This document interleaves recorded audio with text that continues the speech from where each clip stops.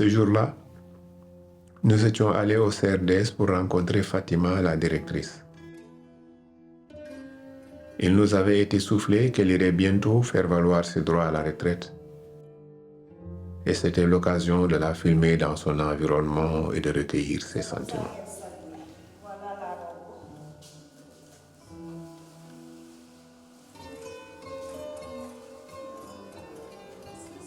Sur place, nous avons découvert la photothèque avec des merveilles iconographiques d'archives, puis la bibliothèque et enfin le musée.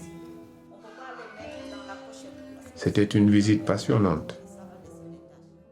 Mais ce que je retiens de ce lieu mythique, en plus de renfermer des trésors culturels, c'est la nécessité de sa préservation. Car ces musées sont la mémoire d'une Afrique en mutation. Si vous avez le tableau, c'est pour avoir comme la taille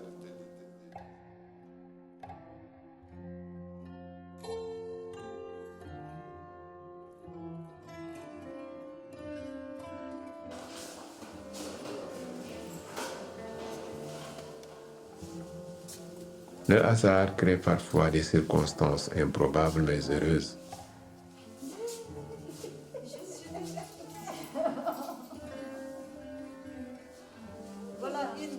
En sortant du compactus, nous sommes tombés sur Anna de la Fondation Montroy qui venait d'arriver de Mauritanie, avec sa famille.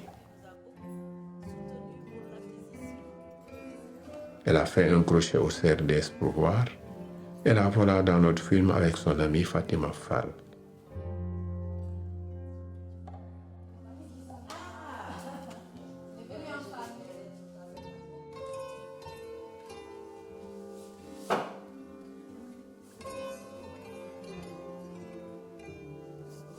Donc c'est le journal officiel du Sénégal de l'année 1918. En fait, Madame Fatima Fall Niang est la directrice du Centre de recherche et documentation du Sénégal. C'est le conservateur en chef du musée du CRDS. Tout commence en 1993 avec sa nomination au poste de conservatrice du musée.